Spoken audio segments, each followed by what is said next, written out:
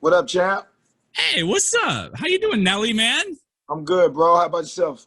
Hey, not too bad. I gotta get this fanboy out of me really quick because I am a huge fan. I know you probably hear that like a million times a day. I just wanted to get that out and say that I had to get that out of the way. I've been I, listening to you obviously since I was a kid, so I'm 20. So like that doesn't say too much of like how old and stuff like that, but I appreciate all the work you've put in, all the art and just the craft and music itself. So thank thank you. you, bro. No, thank you, brother. I appreciate it, man. Damn, 20. Yeah, you did make me feel old now. Sorry. Sorry. I didn't It's mean to. so good. Thank you. So they were telling me before the last jack kind of went a little late, so I'll try and move things along a little bit. I know there's a jack that's Good. gonna hop in this studio in about 40 minutes, so I'll try and get it wrapped up before then. But dude, seriously, I just want to jump right into it, and I want to talk everything about. I have so many questions. I was looking you up, obviously, trying to get a little bit of background and all that, and I kind of want to just start at the beginning, man. I mean, Sure. you were born in Austin, Texas, correct? Yep. Austin, Yep. Texas, moved to University City, Missouri when you were a teenager, correct? No, no. No. I moved to St. Louis when I was like 3. my Gotcha. fa- Okay, so my you my moved right parents. away. Yeah. My father and my mother and father, they're from St. Louis. My father was just in the Air Force. He was stationed in Austin. And Okay. I so happened to come out in Austin. Then we went to Spain for about a year and some change, and then we moved to and then we went to St. Louis once my father left the Air Force. And Gotcha. Okay. so yeah, I didn't get to University City till I was like mid-teen, like middle school or something like that. But all my school years were in St. Louis. Gotcha. Okay. Awesome. Yeah. So with that being, okay, was Saint Lunatics, was that in St. Louis or was that in Missouri City or University City? Sorry. Same thing. It's the Same same thing. thing. Oh, it's the same thing. Okay. See, Yeah, it's like I'm in Wisconsin, so it's like I don't it's know a like whole lot about that. no. It's like saying L.A. or Beverly Hills. It's like Gotcha. still L.A. You know what I mean? Gotcha. I got you. Yeah. So 100%. it's the So same I thing. want to talk to you. I want to talk to you a little bit about Saint Lunatics. I mean, was that made with like you? Obviously, Ali Murphy Lee. I hope I don't butcher this name. Kiwan, Kiwan. Kiwan, Kiwan. and Slowdown. Yeah. Were you guys kind of just like a bunch of friends, like, hey man, let's just fucking do this. Let's like go in and just like see what we can do, type thing, or like what was like kind of the backstory with that? Oh well, we went to school together. Me, Kiwan, and my little brother City Spud. We all went to school together. Murphy Lee is Kiwan's little brother, and Slowdown was a friend of ours that we met when we used to all meet up at this barbershop. And Ali was a friend of Kiwan and Murphy's cousin, who was our manager at the time, T Love. He was one of his best friends. And, we just kind of formed a group over years and being around each other through St. Louis and then coming together at a certain point to try to make some music. Gotcha. And I'm assuming that was probably a lot of inspiration to make you kind of go kind of off on your own, kind of go solo, see what you do with that. Like, were they like upset about that, or were you guys kind of like all in an agreement of like, yeah, this is No, probably the best route for you? No, the thing about it is that we tried to get a deal as a group. Okay. And it really wasn't going the way that we would hoped. It was taking longer. A guy by the name of Kuda Love, who we signed a production deal to, who was like Mace's manager. He also used to do a few things for B.I.G., for Biggie. And he was in New York, and, he kind of signed us to his production deal, and it was rough trying to get the group a deal. So he was like, yo, let me tell you something. We're going to get Nelly. Now, how about we choose, you know what I'm saying? I think I can get Nelly a deal. I think Nelly should be the out front guy, and then let's just go from there. And if we can get Nelly on, then Nelly can bring the group through. After talking about it reluctantly and things like that, because I had never really did a solo project or did solo albums, I was kind of like, no. Talk to my manager Love about it. He was with it. Talked to this guy by the name of Trell about it. He told me I was crazy. There's no way I shouldn't be thinking about not doing it. You know what I mean? And Yeah. And so, we did that, and I got the deal for me and my guys. Gotcha. That's awesome. And then obviously after kind of going off on your own, you came out Country Grammar first. I mean, album just like just exploded, going literally certified diamond and all that. You kind of went down like the rap route, and I'm really curious about this. I've always wondered this. What made you want to like pursue country and like combining like your own craft with that? Like, was that kind of just like a conversation you had with yourself, or other people like having influences on you on that? Or like, I mean, you came out with over and over. Well, I'm a little older than you. So, so when I grew up, there was no hip hop. Right. I got you. And so I grew up with listening to a lot of different variations of music. And when you grow up in St. Louis and Missouri is known as the Heartland. And there's a big country vibe here. There's a huge country fan base, as well as hip hop, as well as R&B, as well as pop and everything else. But my uncle introduced me to music, my Uncle Rudy, who's no longer here. But he introduced me to music, and I got turned on to country music through a guy by the name of Lionel Richie. I don't know if you ever heard of Lionel Richie, but he's one of the songwriters and artists of all time. And he also used to write for Kenny Rogers. He did a lot of writing for other people that was in country genres and things like that. So I kind of got turned on to country music through Kenny Rogers, and then I learned about George Strait, then I learned about Hank Williams, I learned about Garth Brooks and everybody else, and the Dolly Parton and Sheryl Crow, and just different people, you know, and all this beautiful music. And, you know, I always had an affinity for it and appreciation for it because I love the stories. I love the passion that goes into country music. I love the thing, you know what I mean? So when 2004 came about and I had this idea of doing this song, you know, I was fortunate enough that a guy by the name of Tim McGraw, who's an OG, who's a GOAT, allow me to, you know, help put him into the mix of this idea and help me pull it off. And once we did Over and Over Again, which is not a country song, it's still a Nelly song, but it's country influenced. Yeah. And that worked.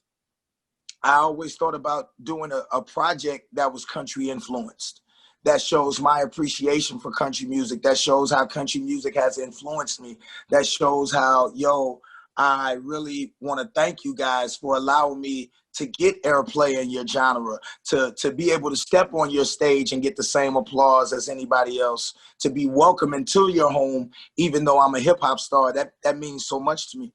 And that's why we have the EP, the Heartland EP coming now. And that's what this EP is. It's not a country album, it's country influenced. It's still a Nelly album, but you can definitely hear the influence and the appreciation that I have for country music and all those that participated in that and that lived that life. Have you, and this could be like for any time, have you ever gotten any pushback for kind of like using that influence and kind of just going off on like your own way with that? Like, has anybody ever given you I've always got pushback for any music that you do. You know what I'm saying? 100%, anytime you're successful at anything, you're always going to get some type of pushback. Now, whether you allow that to stop you or to slow you up from, you know, continuing to progress and to want to do better, now that's going to be on you. But the negativity is always going to be there when you're trying to do something that's never been done before. And once you start being successful at it, then it's going to come even more.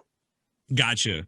100%. And that's some great inspiration too. I tell a lot of people too, is like, I feel like a lot of people get really tripped up nowadays, especially on what other people think about what you do and how you act and like all of that. They get way too tripped up on that, and they just never want to live their lives the way they want to do it. And they never want to pursue certain goals because of what other people think are going to think about it. And I always tell people is like, dude, do what's going to make you happy and do what you think's right. And I think that's a message that like a lot of people need to like really take into account and really start just using it. I feel like we're just missing a lot of that nowadays. Yeah, got to. Another thing I wanted to talk to you about, I'm still kind of staying a little bit more on like older, and sorry if my brain's like all mixed around with asking these questions. I have like a lot of stuff going on. I'm like planning for a trip and all that for tomorrow and all that. I'm flying out of here, but I want to talk to you about how did you and Florida Georgia Line link up back in, was it probably 2011, 2012, or were you guys talking before then? I think it's probably like 2013, maybe. 2013. Okay, gotcha. something like that. 2012 was Cruise 2012 or 2013, somewhere in there. I think it's 2012. 2012. Well, here's the thing. They released their original song Cruise like a year before, kind of like almost like a year before I remixed it. Yeah. So I think when I remixed it, I think it was 2013, right? I think I remixed it in 2013. Yeah. Gotcha. And that's when that collaboration came about, and we kind of sped the record up a little bit. We switched the beat up just a tad bit and things like that. But I mean, you know, it was one of those situations where I got a phone call from somebody who I highly respect, that's the head of a label. And he was like, yo, Nelly, I got this idea. I want to play it past you. Have you ever heard this record? I was like, yeah, it's a great record. You know what I mean? Which Cruise was a great record. He was like, yo, you know, we think that this record could possibly cross over, could do some things. And would you listen to it and see if, you know, if there's an angle that you kind of see that you can kind of take this record in. And, you know, I listened to it for a while and I was like, well, okay, if we kind of speed it up a little bit, you know, switch the beat up, let me try some things. And you got the new version of Cruise, you know, which was phenomenal. But let's be clear, Cruise was already a great record that these guys had already had. I was just happy that I could take it somewhere that those guys hadn't already took it, because it was already like a #1 country record, I think, before. But we had the pleasure of putting it on, you know, the pop charts and different charts, and having it be the longest running, I think probably the longest running digital #1 country record, I think, of all time at the time, or maybe still is. But I think it sold like 11 million. It went diamond. It's crazy, man. So shout out to those guys. That's kind of how I got hooked up with them. And we did like 2 tours. And, you know, they like brothers, man. I love BK and Tyler, man, and the whole family. Shout out to Tree Vibes. Yeah, and I've seen you guys. I actually saw you guys in Chicago, I think like 2 years ago, when you were doing a little tour with Backstreet Boys as well. That I saw. You guys just look like you guys have so much fun on stage. You guys just look like you guys are just a big group of friends, and it's just so much fun. I think we all did, man. I think, you know, one of the best tours that, you know, that I've ever been a part of. And you know, that's what makes a tour great, when you can be on tour with people who you genuinely get along with, who you genuinely have something in common with. Y'all have a lot of fun. Y'all kick it. You hang out, and it works. Yeah, 100%. 100%. So kind of like fast forwarding now to the craziness that's been happening. I mean, last year and this year, I feel like everybody's had their own struggles with anything. What's been like the #1 struggle in your life with like COVID happening and all that? Like what has it made an impact on like your music? Has it stopped anything, or just anything like that? Well, I mean, I think I'm pretty much going along with it like everybody else, especially anybody in the entertainment business. COVID probably has affected our business the most out of a lot of them, because we deal in crowds. We deal in crowds. We deal in touring. We deal in shows. We deal in, you know, bringing people together. That's what music does. Yeah. You know, and, you know, we've been affected like that. Unlike the frontline workers. Hold on.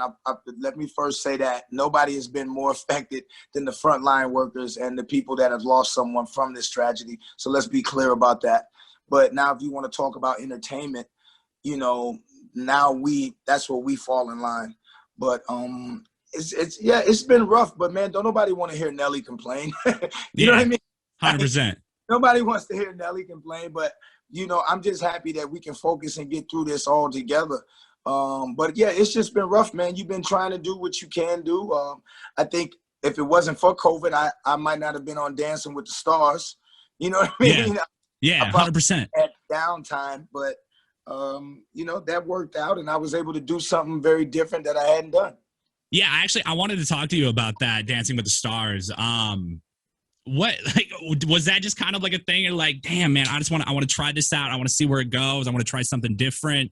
What was kind of like the thought process with that? Like, was it just kind of like a fun thing you wanted to just try out? Yeah, everything that you just said. Maybe COVID fever, in the sense of not having anything to do with yourself, running my big mouth. Like, I could do that. I could do that. that's not that hard. And it was like, well, here's the opportunity, Big Mouth. Yeah. Get on out there and show us you can do it. Okay. That's pretty much how we stepped out there, man. And I want to thank Dancing with the Stars for having me. They're a great show, man. From top to bottom. I mean, from the people in front of the camera to the people behind the camera, from the producers to the people that run the station to the showrunners. First class show all the way around the board, man. I had a great time. I generally kind of miss it a little bit now.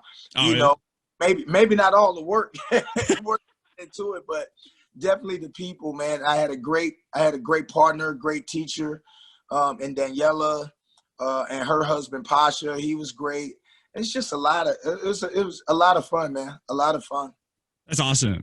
Yeah, it looked like you guys were just having like so much fun. I did watch a couple of episodes of it. My mom, super obsessed with that show. So I know she watches it all the time and we talk about it and all that. But yeah, it looked like you guys had a really good time. I mean, you got Lil Bit out with Florida Georgia Line, absolute hit. I mean, dude, I'm telling you what, that song, every time I hear it, I seriously just yamming out to it. I know all my friends are jamming out to it. You have an EP that's going to be dropping coming up this summer. Super, super excited about that. Can you just like maybe give us a little bit more details of like what? Yeah, I mean, you kind of said before. Well, I haven't been dumping out any other features yet. Obviously, Florida Georgia Line is on there, but it's just an EP. It's not a full album. If you know what the EP is, probably like 7 songs. It's called the Heartland EP. Obviously, I'm from the Midwest, so but it's not a country album, but it's country influenced. Again, I say that because it's an album that shows my appreciation and shows how country music has influenced me. It's still a Nelly album, but you can definitely hear the influence of country music, man. And I'm gonna have a couple more features on there, obviously from the genre of country music and things of that nature. But I hopefully it can be a project to remember, man, and everybody gets a chance to go out and support it. And if you like what Little Bit is doing, then you're gonna love the rest of the EP. Awesome. I cannot wait to hear it. Nelly, again, thank you so much for coming and hanging out with me, talking with us. I hope we're able to do it again. I appreciate it, bro. Same here. Appreciate it, man. Hey, have an awesome one, okay? You too, bro. Later. Peace. Peace.